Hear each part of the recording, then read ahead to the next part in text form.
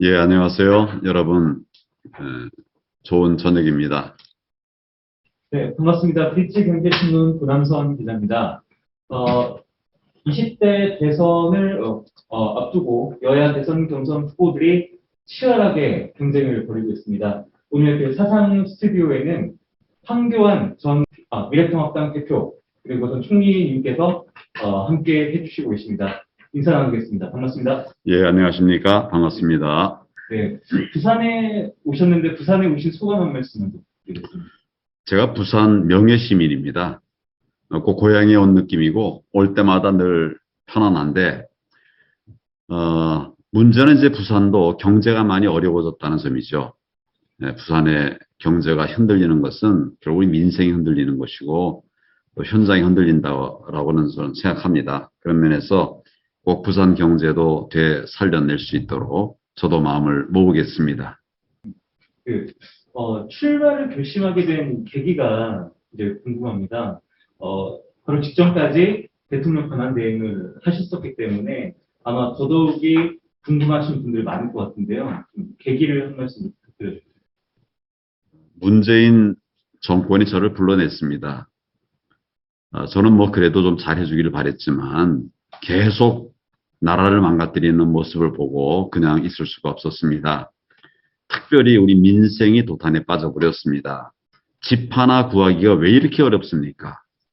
또 그 집 하나 가지고 있다고 세금 폭탄은 또 웬 말입니까? 정말 일자리 구하기 힘든 나라가 되어버렸습니다. 이거는 우리가 그냥 보고 있을 수 없는 일이다. 그런 생각 때문에 총선 이후에 정말 제가 성찰의 시간을 가지면서 많이 반성했는데 그런 반성에 오히려 책임을 져야 되겠다.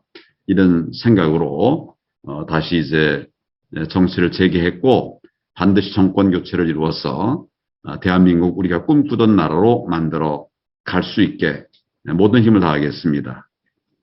네.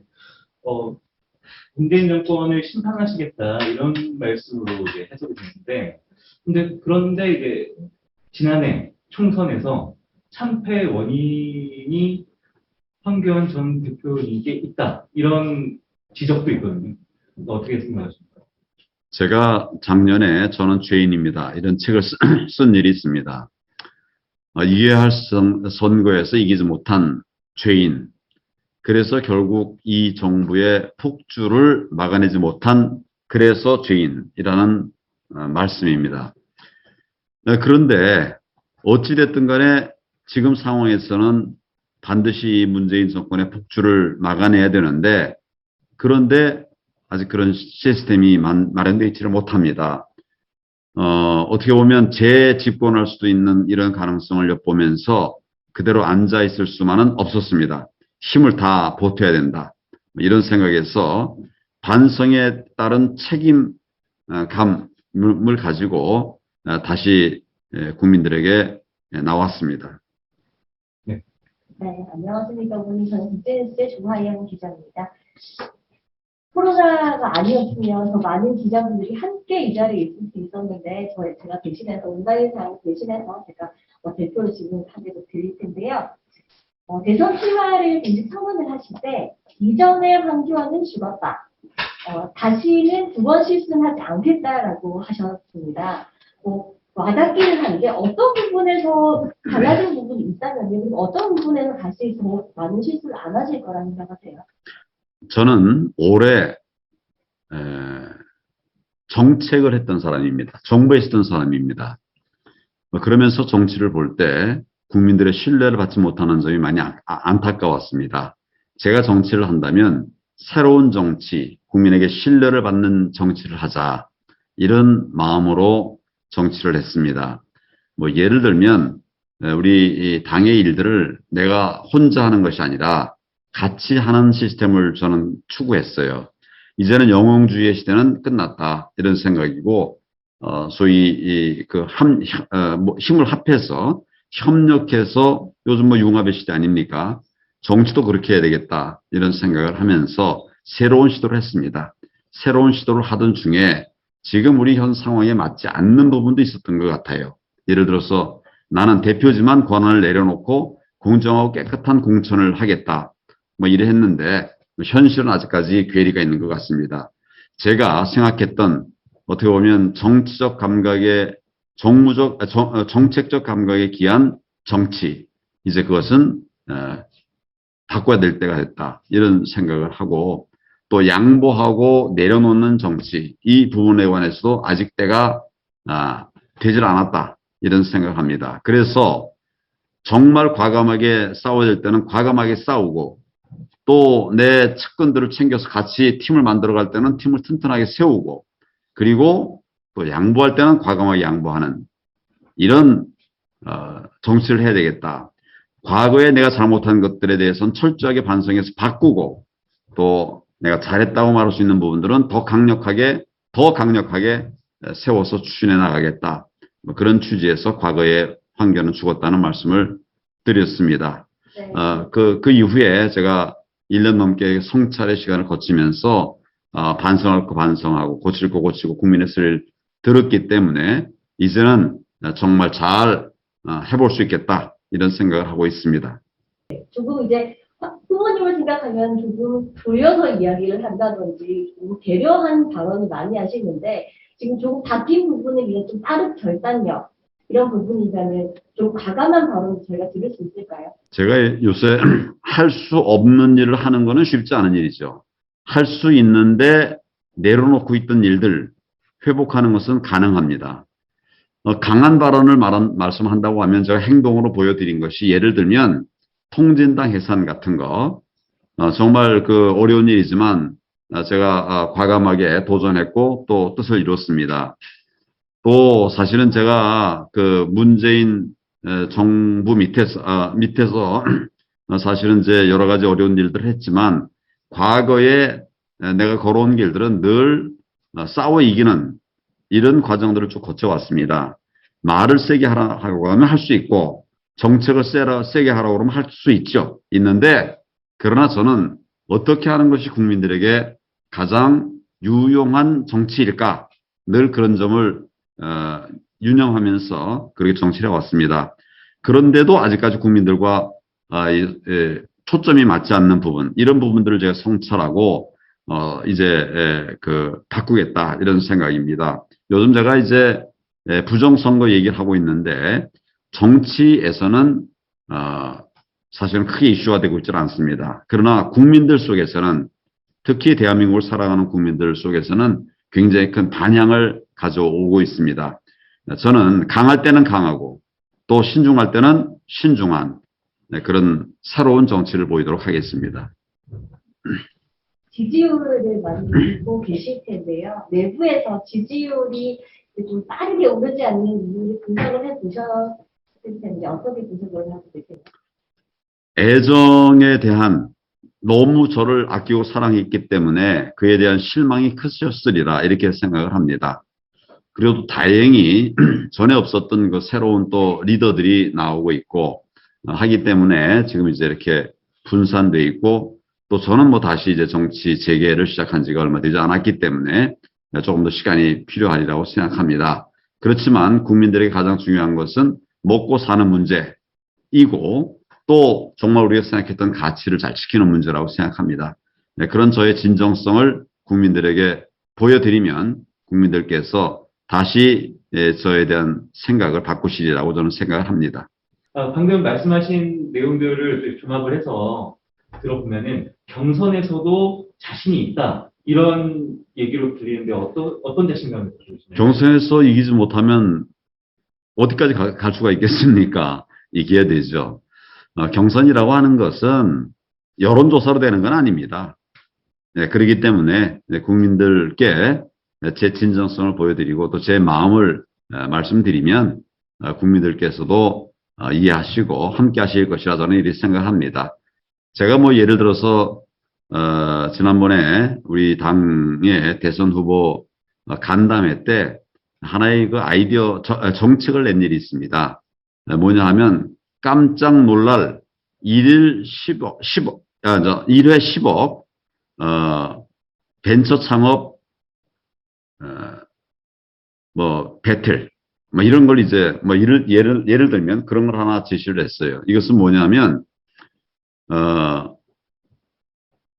요즘 이제 뭐 나가수라든지 요새 뭐 미스터 트롯, 미스 트롯 있지 않습니까? 이런 경연 대회를 하는 거예요. 무슨 경연 대회? 창업 벤처 경연 대회를 하는 거죠. 아이디어 있는 사람들이 다 나오는 겁니다. 그래가지고 한 팀에서 우승하는 사람에게 10억을 지원하는 거예요. 이거는 창업 자금이고 또 초기 그 운영 자금입니다. 막 그걸로 어느 정도 충분히 할 수 있다고 생각하고 또 한 5년, 3년 정도는 사업을 계속 이어갈 수 있는 그런 자금이 되는 거죠. 뭐 일종의 말하자면 벤처 창업에게는 대박이죠. 이런 팀을 매일 운영하는 겁니다. 매일 새로 시작하는 거예요. 한 달 동안의 경영 기간 동안에 그들의 아이디어를 국민들에게 이야기하고 또 국민 그 평가단에게 또 평가를 받아서 그 중에 제일 나은 분들이 우승하고 우승자에게는 10억을 드리는 겁니다. 아까 말씀드린 그런 창업 자금으로 드리는 거예요. 이런 걸 매일 시작하는 거예요. 1기 한 달 뒤에 상금을 주고요. 2기 한 달 뒤에 상금을 주는 거예요. 그러면 1년 365일 동안 10억 받을 수 있는 기회를 향해서 준비한 많은 젊은이들이 창업 희망자들이 모여들 겁니다. 그렇게 되면 지금 우리 경제에 활력이 없는데 뭐 미스터 트롯 통해서 우리 얼마나 사회적 어떤 공감의 분위기를 만들어냈습니까? 경제 살려낼 수 있는 길이 있는 거예요. 그리고 우리 젊은이들이 특히 이제 일자리 때문에 고통받는 젊은이들에게 기회를 드릴 수 있는 거죠. 일자리 직접 만들어지는 겁니다. 매일 5개, 5자리, 10자리의 일자리가 만들어지는 거예요. 그러면 사회 전체가 바뀌어지게 되는 거죠. 지금 활력 없는 사회가 활력을 갖게 됩니다. 돈 어디서 나냐? 매번 10억씩 상금을 주면 1년에 3,650억이 들어갑니다. 운영비까지 하면 4,000억이 들어갑니다. 그런데 이 벤처 창업 중에 대박 하나 터뜨리면 우리 한미전자, 한미약품 6조 대박 터뜨리지 않았습니까? 이런 것들이 이어져 가면 얼마든지 우리나라 전체로 보면 큰 부가 창출될 수 있다. 그리고 더 중요한 건 우리 국민들이 이제는 아니 이제 우리 아이디어 있으면 노력하면 기회가 있구나.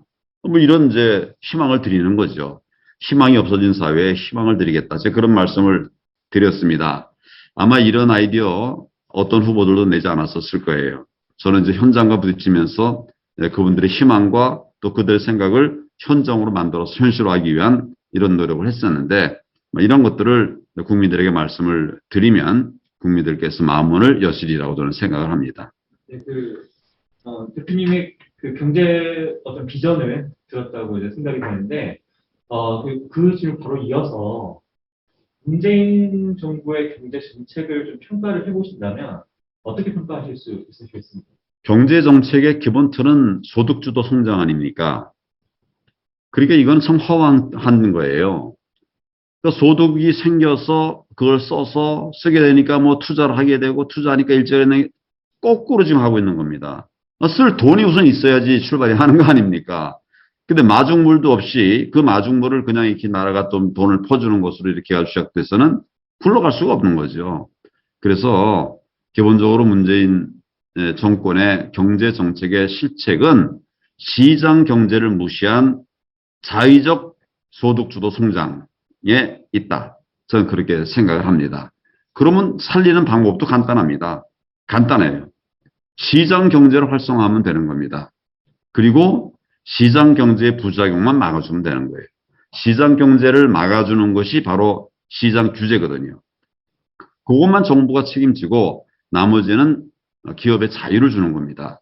제가 이제 말씀드린 대로 깜놀, 10억, 벤처 창업, 배틀 이건 자유를 주는 거예요. 뭐 당신들 마음대로 해라. 지금 정부 같으면 이렇게 합니다. 10억을 줄 테니 네가 그거 어디 쓸 건지 보고서를 다 써내라. 그리고 첫째 딸 쓸 거 얘기하고 둘째 딸 쓸 거 얘기하고 셋째 딸 쓸 거 얘기하고 이게 바로 규제입니다. 그리 하면 제대로 뜻을 펼칠 수가 없어요. 그건 네 책임만 해라. 네 멋지게 살 생각 아이디어를 냈으니까 또 이 배틀에서 이겼으니까 네가 마음대로 써라. 뭐 그렇게 하면 정말 창의성이 발휘가 되겠죠. 뭐 그런 것들이 이제는 필요한 사회가 됐다. 근데 이 정부가 얽어매고 또 부동산도 마찬가지입니다. 부동산 값 오른다고 그래가지고 규제해 놓으니까 그러니까 오히려 더 집값이 오르는 거예요. 규제가 있으니까 집 안 짓겠구나. 그러면 내가 앞으로 집 짓기도 어려워지겠네. 빨리 구하자. 이래가지고 거꾸로 간 겁니다. 정부가 25번째 주택 대책 내놨지만 낼 때마다 주택 가격이 올랐어요. 그게 결국 시장 경제에 맡기지 않고 국가 주도로 경제를 끌어가려고 했기 때문에 안 되는 겁니다. 그래서 저는 우리 인류가 발견한 가장 좋은 경제 성장론은 시장 경제 성장론이다. 거기에 부작용이 있는 것을 보완해 주는 것이 정부의 역할이다. 그렇게 하면 경제 살릴 수 있는 거죠. 지금 이 정부는 거꾸로 가고 있습니다. 박근혜 정부의 경제 정책을 한 단어로 표현하면 창조 경제였습니까? 그렇습니다. 문재인 정부는 소득 주도 성장이고, 그러면 황교안 후보님의 경제 정책을 한 단어로 표현할 수 있다면 어떻게 표현할 수 있을까요? 자유시장 경제예요. 지금 이제 시장 경제가 많이 흔들리고 있는데 돌고 돌아도 역시 답은 자유시장 경제입니다. 오히려 이제 그 어려운 때일수록 더 국민들에게 자유를 드리면 국민들은 현명합니다. 시장은 정치가 시장을 이길 수가 없어요. 그러니까 시장만 얽어매지 않으면 된다. 뭐 그런데 이제 자유시장 경제와 또 사람의 붐, 이걸 연결하는 것이 아까 제가 말씀드린 이제 벤처 창업, 배틀, 뭐 이런 것들이고, 또 지금 우리 이제 경제에서 경제 성장의 모멘텀은 주로 대기업들 중심으로 이렇게 하고 있는데, 이제는 이 틀을 바꿔야 된다고 생각합니다. 대기업은 규제만 풀어주면 잘합니다. 간섭 안 하면 잘할 수 있죠. 그러니까 그거는 규제 풀어주고 경제를 살려라. 이렇게 국민들이 격려만 하면 됩니다. 근데 문제는 중소기업이에요. 중소기업은 스스로 잘할 수 있는 기업들도 많이 있지만 스스로는 하기 어려운, 잘하기 어려운 이런 기업들 많이 있습니다. 정부의 지원은 거기에 집중해야 되죠. 근데 거기에 집중해야 되는데 사실은 우리 정부 예산이라든지 이게 주로 대기업에 많이 이렇게 큰 돈이 들어가고 있어요. 그건 뭐 그렇게 할 수밖에 없습니다. 경제 성장하다 보니까. 그리고 그걸 이제 기재부가 관리하니까 기재부는 아무래도 성과를 내야 되고. 그래서 저는 중소기업을 살릴 수 있는 큰 모멘텀이 필요하다. 중소기업 강국 코리아를 만들어야 된다. 그런 생각을 합니다. 그러려고 그러면 기재부 말고 중소기업을 지원할 수 있는 부처, 예를 들면 4차 산업혁명부 이런 데서 예산도 좀 책정할 수 있는 권한을, 예산권도 줘요. 예산 책정권도 주고, 또 그래서 그걸 토대로 해서 획기적인 중소기업 지원을 해주고, 중소기업의 약점은 보완해주고, 예를 들면 중소기업 약점이라는 게 뭐 예를 들어서 어떤 기업은 자금력은 있는데 기술이 부족하다. 어디는 기술이 있는데 사람이 부족하다. 어디는 사람도 있고 기술도 있는데 자본이 없다. 뭐 이런 것들이 이제 중소기업의 약점 아니겠습니까? 그럼 이 중소기업을 한 50개 정도를 합치게 하는 거예요. 중소기업 연대를 만드는 거예요. 그러면 이제 그 자금도 거의 모여지고 인적 자원도 모여지고 그리고 이제 아이디어도 더 모여지고 판로도 만들 수 있고 그럼 이게 하나의 큰 중견기업처럼 되는 거죠.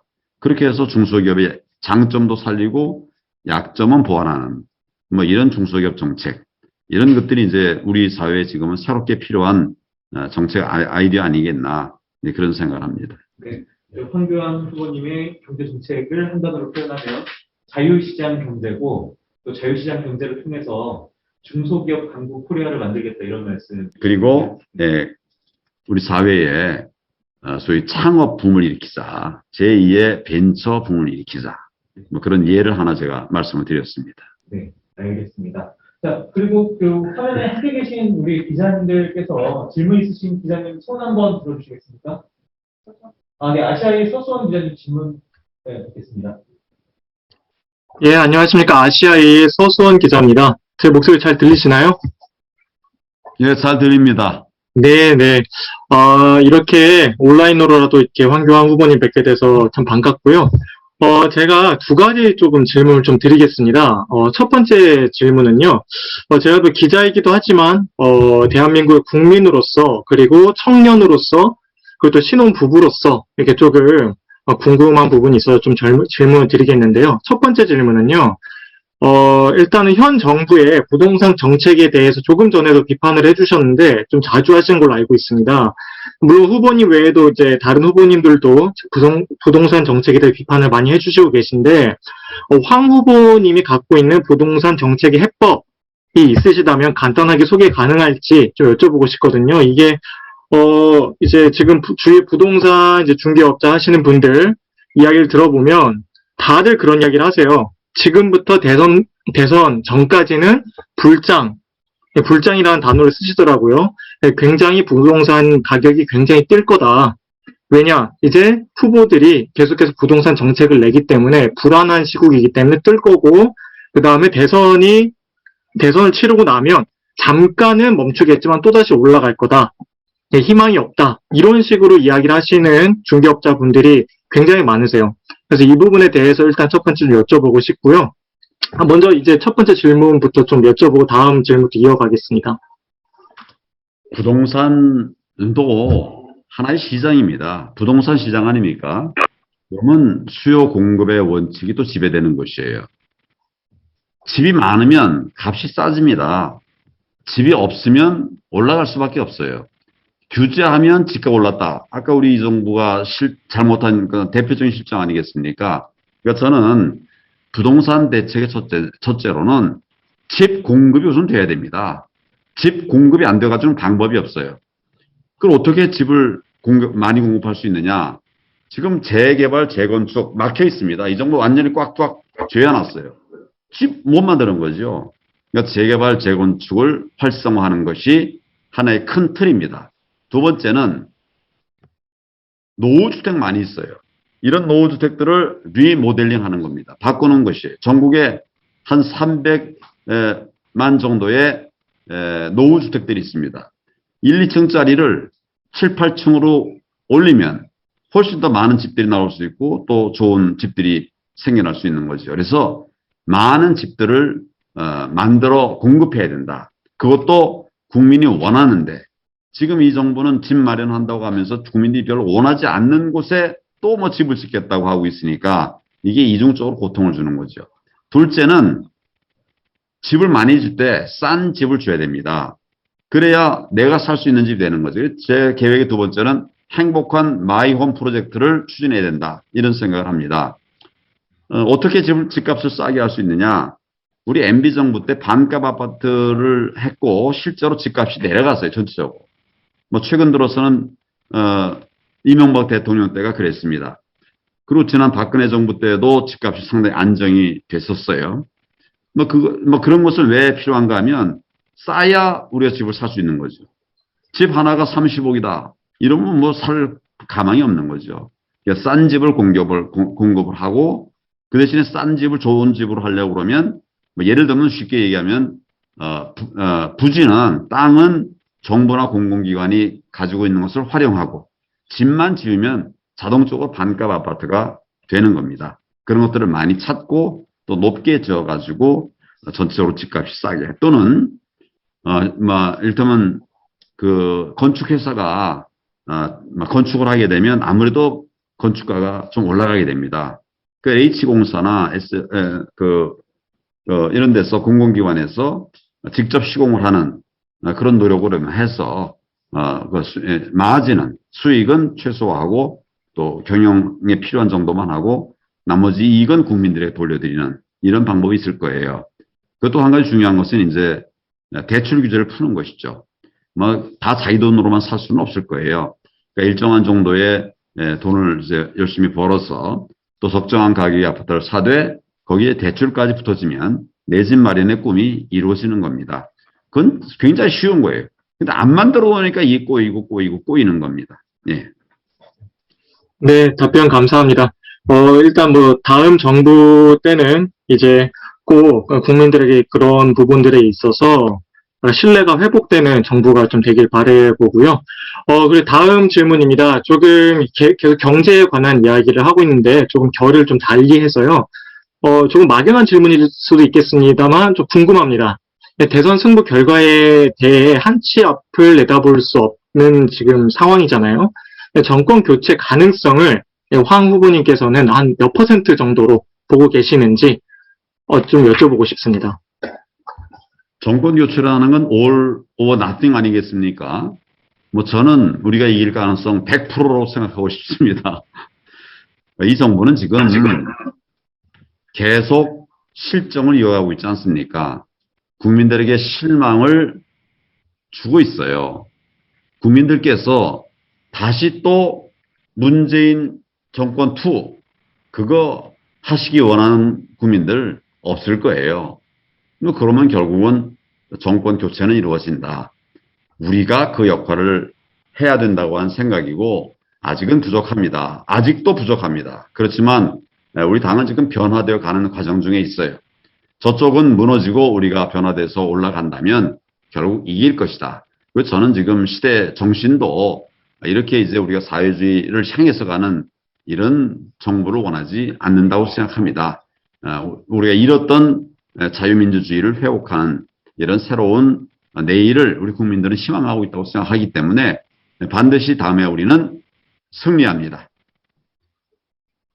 예, 답변 감사합니다.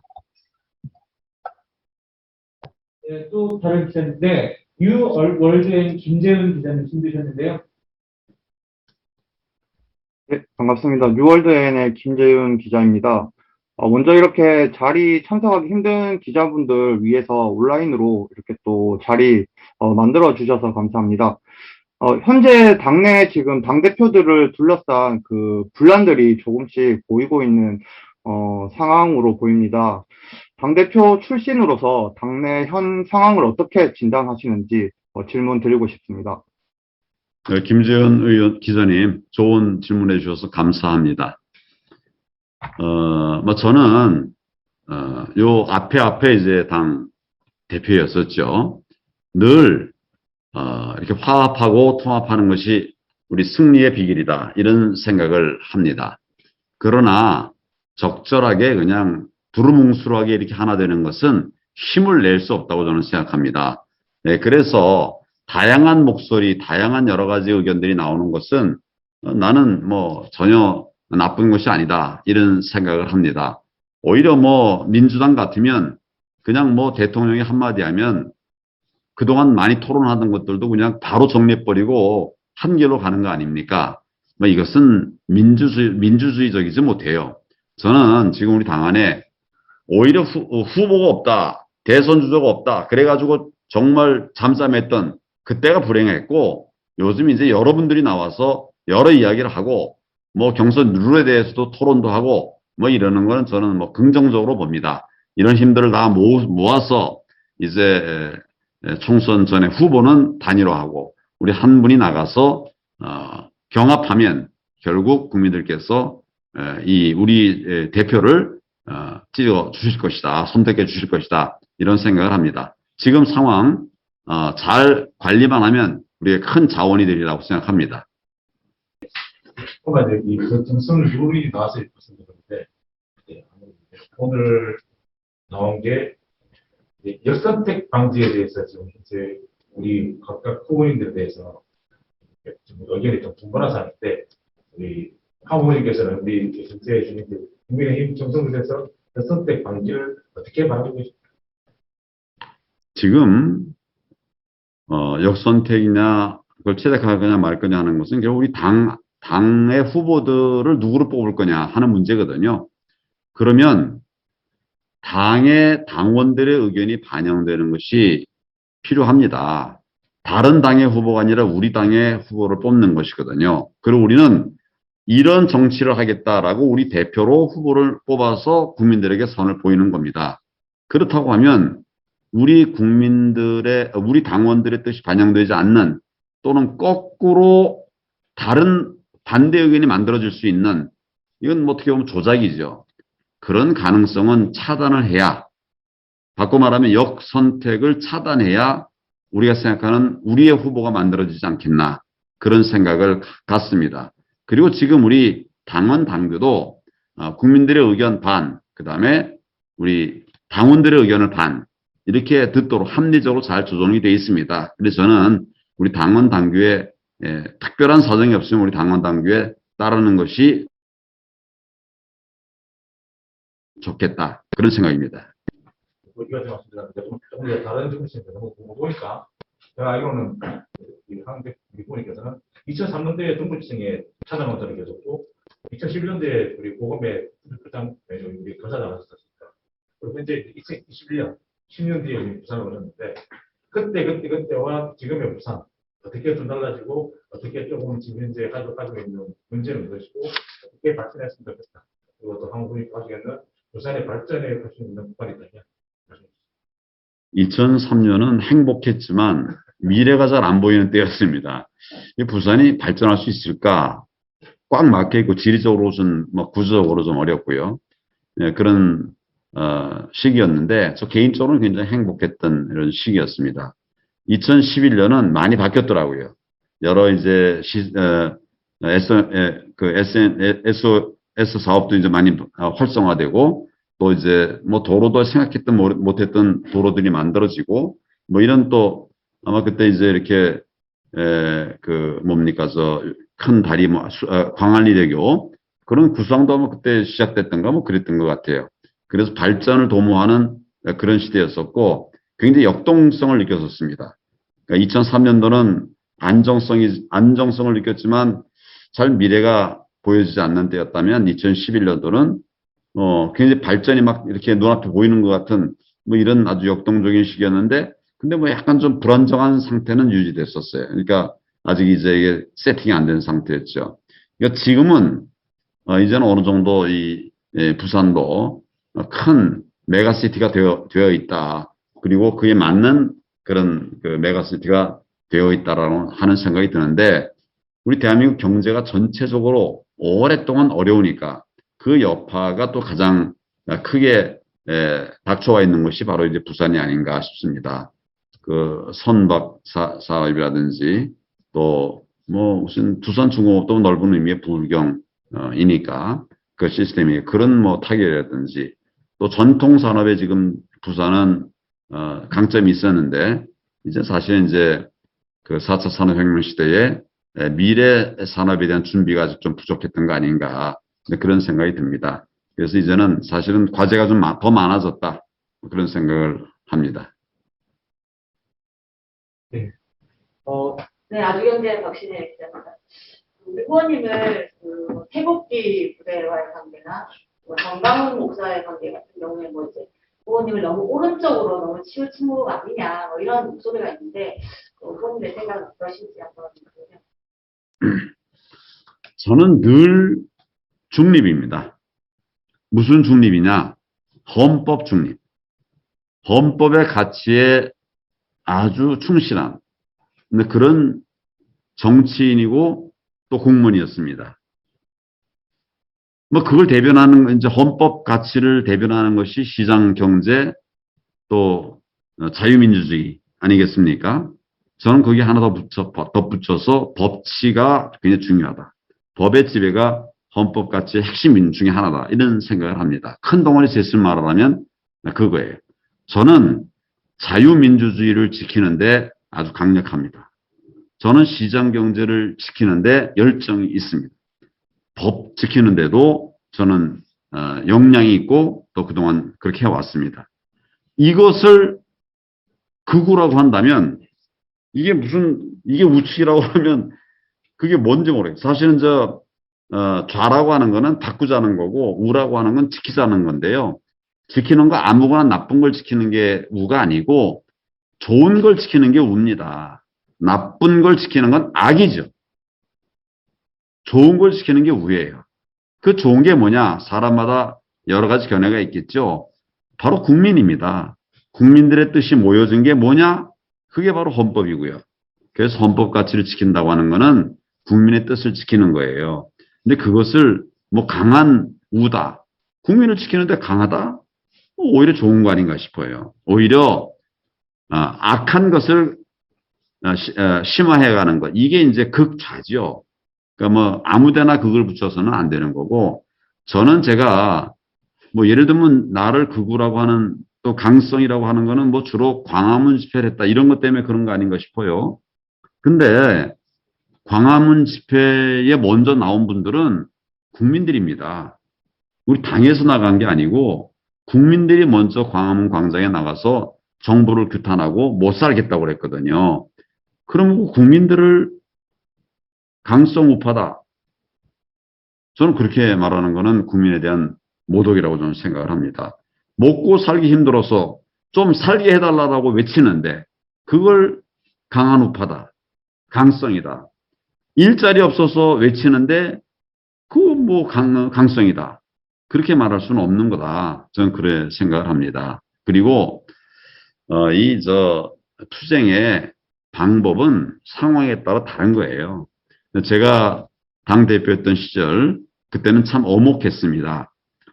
민주당이 법에도 없는 4+1 연합 협의체 이거는 법에 없는 겁니다. 법에는 교섭단체는 있어요.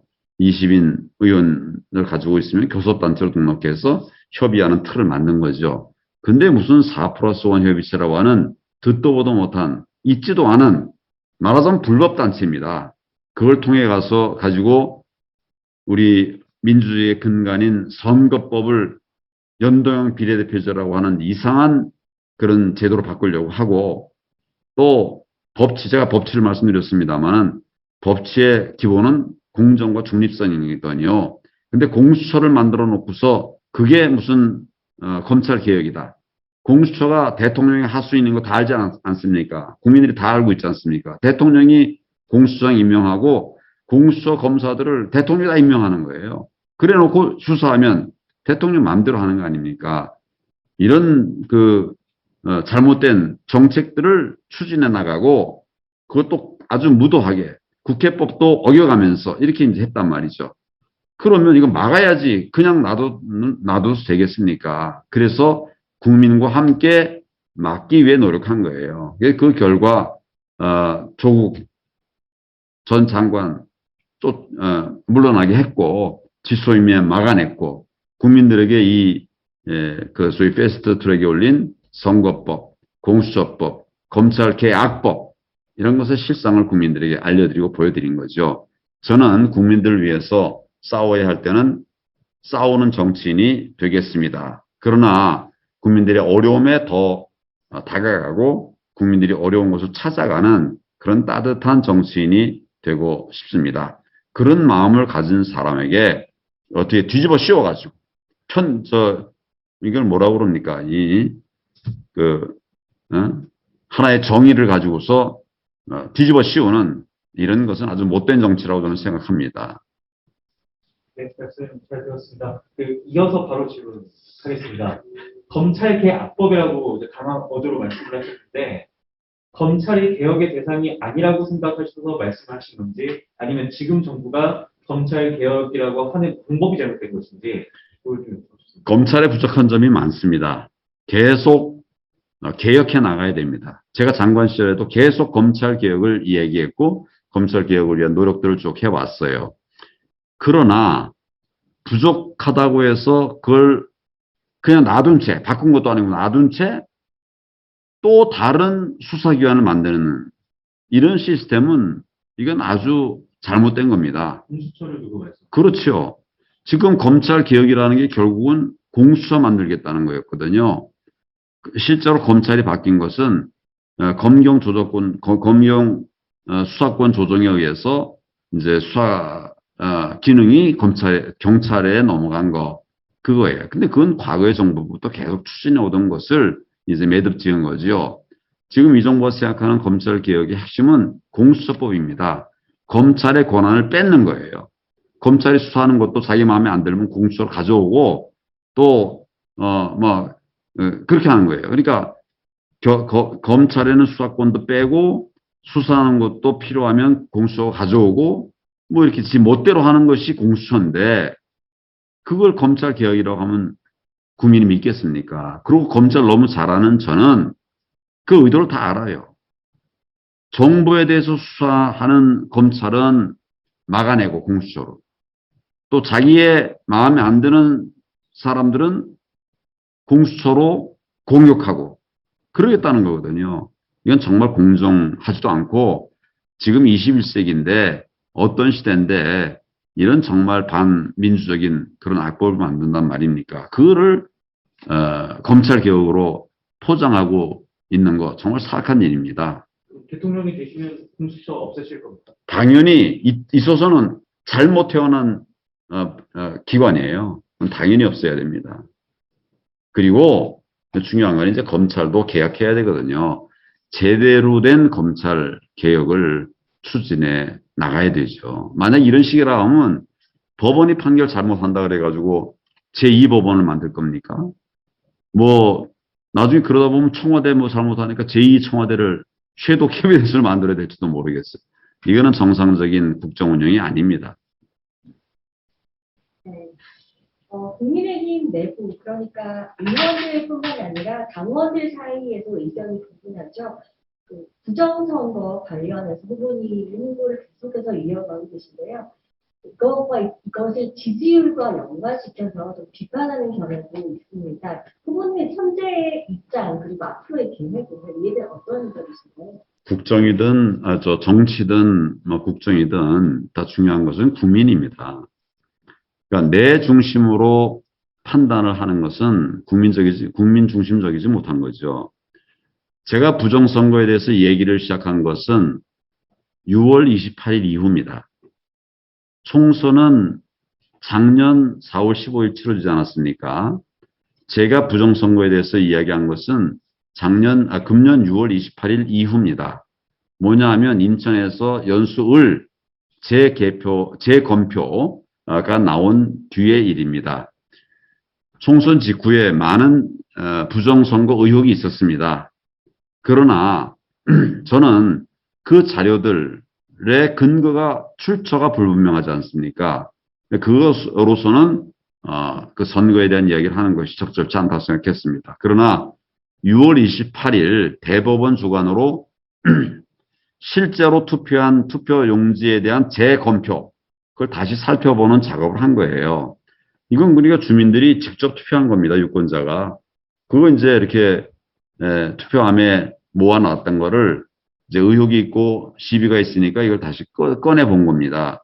거기 보니까 정말 말도 안 되는 이상한 투표용지가 있는 거예요. 시민들이 직접 투표해서 담겨져 있던 제가 지금 카메라, 스마트폰을 몇 개 놔가지고 보여드릴 수가 없네요. 거기 보면, 예를 들면 이런 것이 있습니다. 투표관리관, 도장이 찍힌 투표용지가 있어요. 이제 우리들은 유권자는 가서 투표소에 가서 그 투표관리관의 도장이 찍힌 바꿔 말하면 유효한 투표용지를 받아가지고 거기에 이제 내가 기표를 하는 거거든요. 내가 누굴 선택하는지. 그래가지고는 보통 이제 접어서 이렇게 집어넣지 않습니까? 근데 거기 찍혀있는 투표관리관 도장이 아주 희한한 거예요.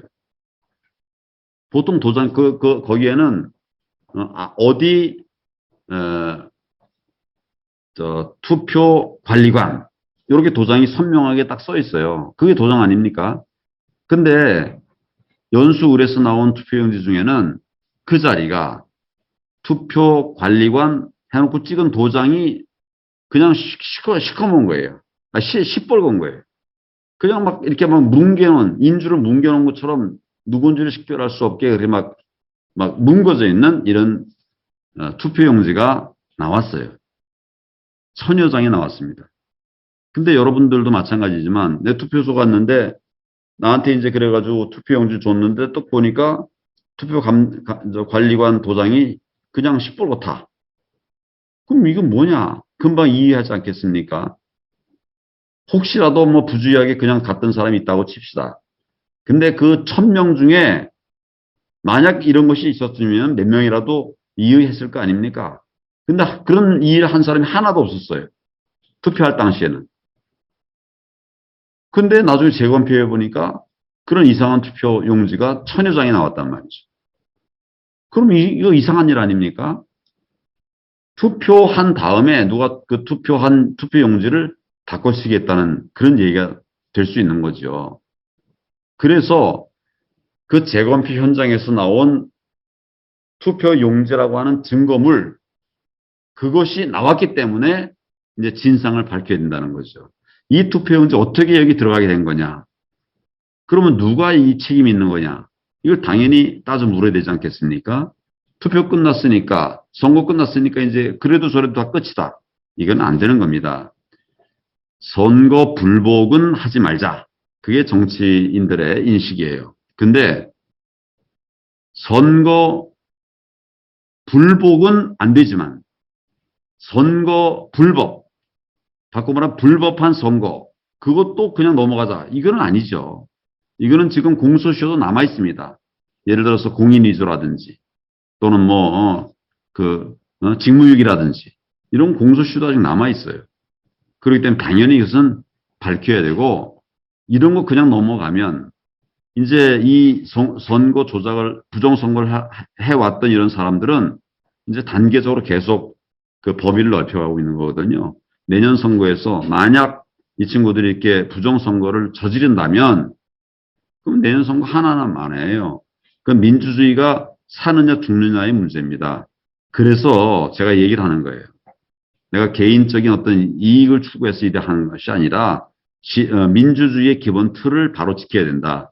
그래서 제가 얘기하는 겁니다. 저는 87년도부터 선거 사범을 다뤄왔던 사람이에요. 나보다 오래 선거 사범 다룬 사람 잘 없습니다. 그런데 그때마다 계속 부정선거는 있었고 그 유형이 부정선거 유형만 바꿔왔던 거죠. 근데 최근 들어서 이제 전자개표라든지 이것에 대한 우려가 많이 생겼고, 근데 이번에는 뭐 전자개표라기보다도 그냥 국민들이 투표한 용지가 이상한 용지로 바뀌었다. 이게 핵심입니다. 당연히 해야 되죠. 안 하는 것이 오히려 직무유기라고 저는 생각을 합니다. 네, 부정선거에 관한 황교안 후보님의 얘기를 들어봤는데요. 아까 시사하고 계시는 서진혁 기자님 질문 있으셨던 것 같습니다. 네, 반갑습니다. 서울의 신문 서진혁 기자입니다. 온라인으로만 이렇게 얼굴 뵐 수 있어서 되게 반가운데요. 지금 이제 언론중재법 관련돼서 논란이 많지 않습니까? 그 부분 관련돼서 황교안 후보께서는 어떻게 생각하시는지 궁금합니다. 언론중재법. 언론중재법 말씀하신 거죠? 예, 맞습니다. 저는 뭐 제가 제 페이스북에도 썼습니다만은 언론중재법이 아니라 언론통제법이다. 저는 그렇게 생각합니다. 언론이라고 하는 것은 팩트를 토대로 해서 언론사의 가치를 집어넣어 가지고 보도를 하는 겁니다.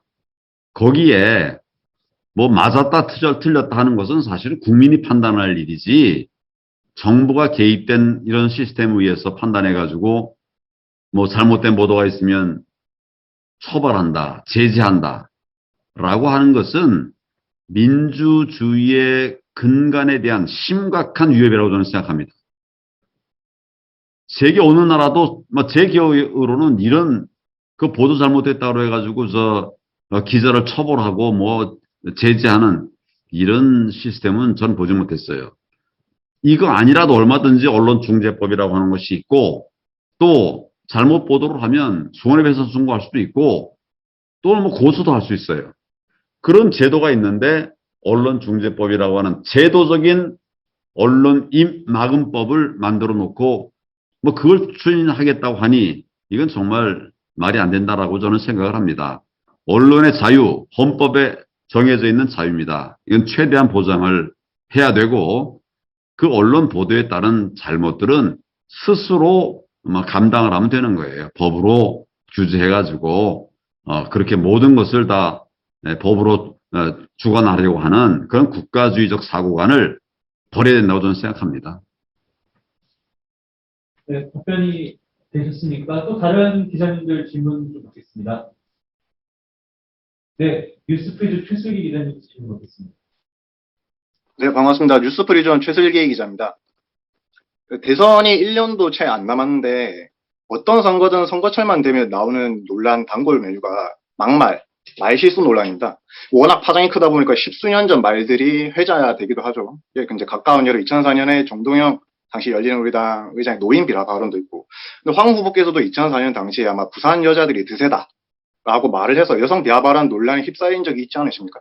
그래서 더욱이 요즘은 그 어느 때보다 여성 젠더 갈등이 좀 심화되고 있는 분위기인데, 그때 발언은 문제 삼는 의견이 나온다면 조금 곤혹스러우실 것 같아요. 물론 총리 청문회 때 해명은 하셨지만 대선 후보로 나오신 만큼 그런 식의 젠더 감수성을 문제 삼는 의견이 나온다면 어떻게 대처나 해명을 하실 것인지, 그리고 젠더 갈등 해소를 위한 의지나 정책, 그런 계획이 있다면 어떤 것인지 말씀 부탁드립니다.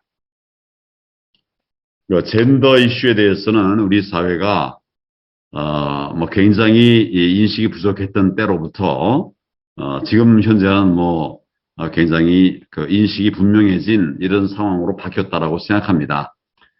제가 그 얘기를 할 때 그건 제 얘기가 사실은 아니었고 같이 있었던 부산 분들이 그런 얘기를 한 거예요. 그걸 제가 전언하면서 그런 것 때문에 가정폭력이 많아진다든지 뭐 이런 분석이 가능하다, 이런 얘기를 했던 겁니다. 근데 그 얘기 중간을 잘라가지고 뭐 마치 부산 여자들은 두세다라고 내가 말한 것처럼 뭐 이렇게 이제 얘기를 하고 있는데, 뭐 지금은 뭐 사실은 이제 그런 그 말 자체가 우선 부적절한 얘기라고 제가 또 말씀을 드렸고, 지금 뭐 제가 그런 이슈를 가지고 문제가 되는 발언을 하거나 뭐 그런 일 없습니다. 사실은 이제 우리 젠더 이슈 때문에 우리 한국 전체가, 나라 전체가 굉장히 어려움을 당하고 있는데, 이건 뭐 서로 상대를 이해하고 또 배려하는 관점으로부터 다시 출발해야 된다, 저는 그런 생각을 합니다. 상대방을 이해하고 배려하고 그리고 나를 고치는 이런 작업들이 해법이라고 저는 생각을 합니다. 우리 후보님께서는 검사 시절에 솔직히 공안 검사지 않으셨습니까? 최근에 단속단 사건이 있었습니다.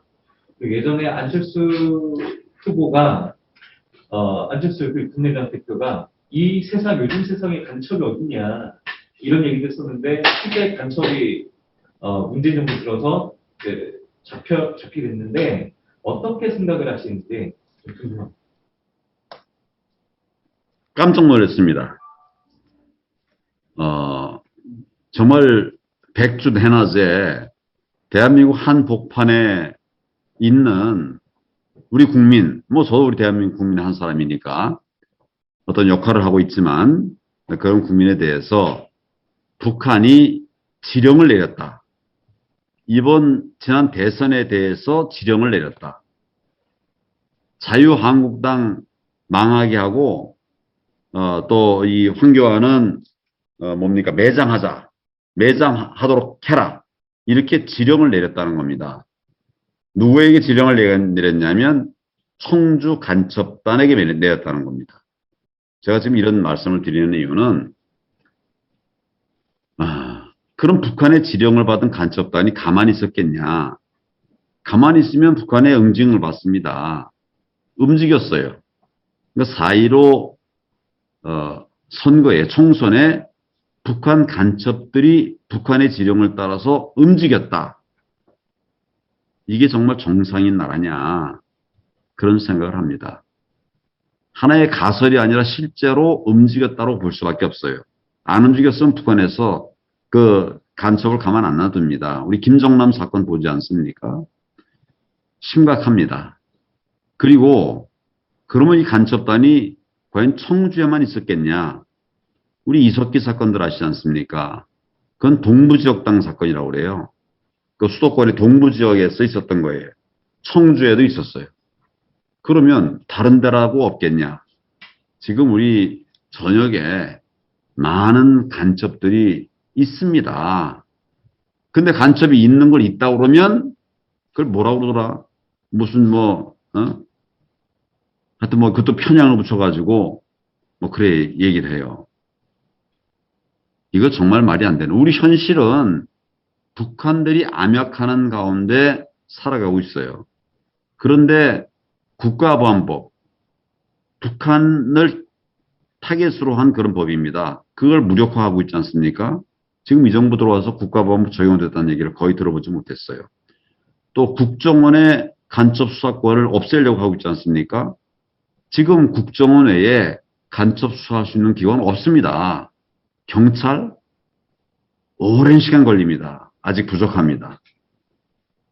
그런 상황에서 소위 간첩 잡을 시스템들을 막아내고 또 간첩 잡은 사람들은 정권이 뭐라 그럴까요? 진보 정권을 바뀔 때마다 엄청난 탄압을 받았어요. 저도 노무현 대통령 때 엄청난 탄압을 받았습니다. 또 뭐 DJ 김대중 대통령 때도 뭐 탄압을 안 받았다라고 말할 수 없어요. 이런 사회가 돼서는 안 되는 겁니다. 우리는 지금 실제 하는 위협, 북한하고 대치하고 있습니다. 북한이 뭐 탄도미사일 발사하지 않습니까? 많이 하지 않았습니까? 뭐 그게 괜히 하겠습니까? 돈 들여가지고. 다 목적이 있는 거예요. 탄도미사일 북한에서 발사할 때마다 한 번 한 번이 다 의미가 있습니다. 어떤 때는 높이 쐈다가 어떤 때는 멀리 쐈다가 각도를 조절했다가 다 그래요. 높이 쏜다는 것은 결국 북한에서 가까운 곳을 공격하겠다는 거예요. 탄도미사일 높이 쏴가고 밑에 떨어지는 거죠. 그냥 앞으로 가버리면 바다 넘어가니까 그런 훈련을 하고 있고 또 핵탄도 계속 개발하고 있고 북한은 그러는데 우리는 점점 무장 해제하고 있어요. 이거는 정말 잘못된 일입니다. 간첩 현재합니다. 잡아야 됩니다. 우리가 무방비 상태가 되면 간첩에 의해서 재계 위혈 무너져 버릴 수 있습니다. 황교안 후보님 대통령 되시면 다시 서슬퍼런 공안국가가 되는 거 아니냐 이런 지적도 있는데. 서술 토론이 아니라 원칙에 따른 법치의 나라를 만들어야 됩니다. 법치의 나라를 만들어야 돼요. 우리 지금 너무 법이 무뎌 버렸잖아요. 민노총. 지금 이 감염병이 이렇게 4차 저 3단계, 4단계 올라가고 있는데 거기서 뭐 몇천 명 모여가지고 집회하고 그러지 않습니까? 이거 잡는 게 법치입니까? 이게 공안 통치입니까? 이 정부 안 하는 게 오히려 반공안 통치다 이렇게 생각이 들고요. 지금 이제 그래가지고 민노총 위원장에게 체포영장이 발부되지 않았습니까? 막고 있어요. 이거 정말 민주주의에 반하는 행태입니다. 정부는 집행을 안 하고 있어요. 정부가 또 민주주의에 반하는 이런 행태를 보이고 있는 거죠. 정상을 편가르기 해가지고 한쪽으로 몰아넣는 이런 프레임. 이거는 대한민국 2021년 대한민국에서는 없어져야 될 구태라고 저는 생각합니다. 예. 대통령 권한대행 이후 미래통합당 당대표까지 거치셨는데 당내 세력이 좀 약한 것이 아닌가라는 평가가 있어서 그런데 어떠신가요? 나는 당내 세력을 키우려고 한 정치인이 아니고 국민 중심의 정치를 하자고 했던 정치인입니다. 내가 우리 당내 세력을 키우려고 하면 당 대표 시절에 뭐 많은 사람들을 키울 수 있었겠죠. 그러나 저는 내 사람을 키우는 일보다는 국민 편에 선 국회의원들이 많이 있으면 좋겠다. 난 늘 그런 생각을 했었어요. 제가 지지율이 여야 통틀어서 1위인 때가 많이 있었죠. 오래 있었죠. 그러니까 저에게 오고 싶어 하는 사람이 많았었어요. 그렇지만 제가 당에 들어올 때 극소수의 의원하고만 같이 당에 들어왔습니다. 준비도 극소수의 의원들과 그다음에 이제 제 주변에 있는 사람들과 함께 했어요. 아무리 정치를 하더라도 저는 그 기준은 역시 중심이어야 되지 내 힘 키우는 일에 대표의 권한을 쓰는 것은 이건 나는 구태 정치다 이렇게 생각을 해요. 내 세력을 키우는데 대표의 힘을 쓰는 것은 구태 정치다. 새로운 정치는 함께 가는 정치가 되어야 된다는 그런 생각을 쭉 합니다. 물론 이거는 이제 아마추어 정치가의 생각이라고 생각하실 수 있어요. 그러나 그런 도전이 시작되지 않으면 국민들이 신뢰하지 않는 정치의 개혁이 어떻게 가능해지겠습니까? 그래서 국민들께서는 뭐 그런 도전을 뭐 크게 잘못된 것이라고 생각하지 않으시리라 생각합니다. 또 다른 기자님 질문 혹시 있으십니까? 네, 없으시면 끝으로 홍변 후보님 아까 말씀하셨을 때 문재인 정부가 시대 정신을 좀 잘못 읽고 있다 이런 비판을 하셨는데 앞으로 우리가 어떤 시대 정신을 걸어가야 하는 어떤 시대 정신을 지녀야 되고 또 다음 정부는 어떤 통치를 해야 되는가 이런 비전과 나는 어떤 대통령이 되겠다 이런 말씀 한 말씀 부탁드리겠습니다. 저는 지금의 시대 정신은 미래여야 된다고 생각을 합니다. 미래 대한민국을 만들어가야 된다고 생각합니다. 이 정부 들어서 시대 정신이 역주행을 하고 있어요. 우리 공정과 정의 벌써 오래전부터 우리 꿈꿔왔던 것이고 뭐 벌써 우리가 이뤘어야 될 일인데 지금 이 정부 들어와서 거꾸로 가고 있어요. 그걸 다시 되살려놔서 인재 공정 정의를 얘기해야 되는 때가 되어버렸습니다. 이것은 어떻게 보면 바탕이 되는 것이지 우리 미래는 아니거든요. 저는 우리의 미래는 우리의 그 비전은 여전히 미래에 있어야 된다 이런 생각을 합니다. 그런 면에서 제가 얼마 전에 책을 하나 냈습니다. 초인류 정상국가. 그 내용은 뭐냐면 지금 이 정부가 하고 있는 많은 행태들이 비정상적입니다. 그래서 제가 얘기하는 이 정상국가는 중의적인데 두 가지 뜻이 있는데 하나는 비정상의 반대말 정상화 정상국가. 지금 우리 이제 아까도 제가 잠깐 말씀드렸습니다만은 경제 망가졌고 민생 파탄 났고 아까 말씀드린 것처럼 집 마련하기도 힘들고 직장 찾기도 힘들고 이런 나라. 안보도 다 무너져 버렸어요. 국정이 다 무너졌는데 이런 국정을 정상화하는 것이 하나의 과제라고 하면 또 하나는 우리 가치가 다 무너져 버렸어요. 이 정부가 처음 출발하면서 뭐 기회는 공정하고 기회는 평등하고 절차는 공정하고 결과는 정의로울 것이다. 그랬는데 완전히 거꾸로 하고 있습니다. 거꾸로. 평등하지도 않고 정의롭지도 않고 공정하지도 않은 거꾸로 가는 세상이 돼버렸어요. 이런 가치의 정상화가 또 필요합니다. 이런 것들이 모여져서 이제 첫 번째 단계 정상 국가가 되어야 된다라고 생각을 하고 있고요. 우리가 거기서 멈춰서는 안 되죠. 그것을 넘어서 이제는 4차 산업혁명 시대에 걸맞는 그런 인재혁명을 통해서 우리가 가던 그 초인류 정상국가의 길을 회복해야 된다. 그런 생각을 합니다. 이제 이 정부 들어서 우리가 그 미래라는 말을 못 들어봤고 희망이라는 말을 못 들어봤는데 저는 우리 국민들에게 희망을 다시 드리고 싶습니다. 집 마련할 수 있다고 하는 희망. 또 우리 아이 낳아서 교육 잘 시킬 수 있다고 하는 그런 희망.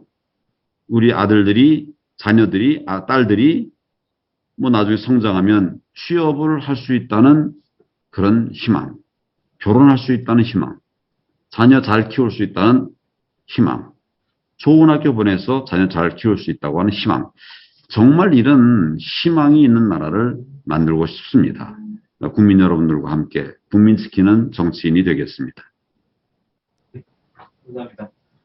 황교안 후보님 말씀처럼 우리가 희망을 가질 수 있는 대한민국에 하루빨리 왔으면 하는 사람입니다. 오늘 말씀 감사합니다. 수고하셨습니다. 감사합니다. 이렇게 멀리서라도 인사를 드리게 돼서 반갑게 생각하고 또 여러분들 모두와 더 많은 대화를 나누지 못한 것 아쉽게 생각을 합니다. 여러 기회를 만들어서 여러분과도 더 좀 소통할 수 있기를 바라고 나라와 국민이 어렵습니다. 그러면 여러분들도 또 어려우시겠죠. 좀 이렇게 힘드셔도 힘내시고 다시 한번 마음을 추스리는 그런 계기가 마련되기를 바랍니다. 만나 뵙게 돼서 반갑고 고맙습니다. 네, 손 들어주세요. 네, 좋습니다. 네, 이것으로 마치도록 하겠습니다. 네, 수고하셨습니다. 수고하셨습니다. 네, 수고하셨습니다.